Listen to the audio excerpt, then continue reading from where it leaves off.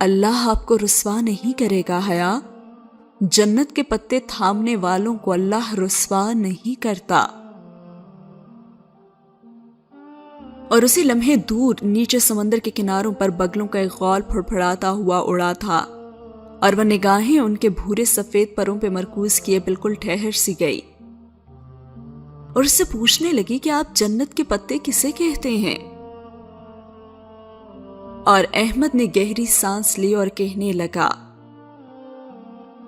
آپ جانتی ہیں جب آدم علیہ السلام اور حوا جنت میں رہا کرتے تھے، اس جنت میں جہاں نہ تو بھوک تھی، نہ پیاس تھی، نہ دھوپ تھی، اور نہ ہی برہنگی، تب اللہ تعالیٰ نے انہیں ایک ترغیب دلاتے درخت کے قریب جانے سے روکا تھا تاکہ وہ دونوں مصیبتوں میں نہ پڑیں۔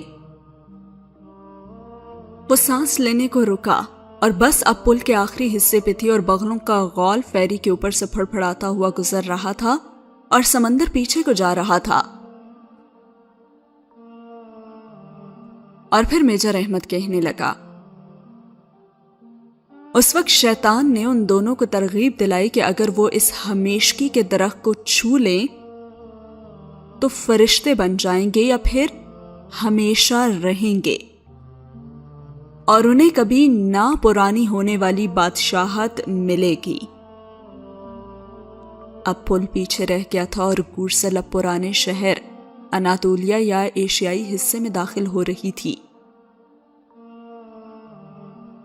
وہ ہر شے سے بے نیاز بس یکسوئی سے سن رہی تھی۔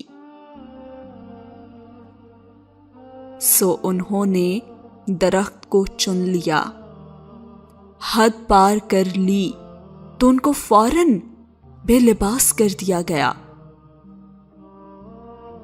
اور اس پہلی رسوائی میں جو سب سے پہلی شے جس سے انسان نے خود کو ڈھکا تھا وہ جنت کے پتے تھے۔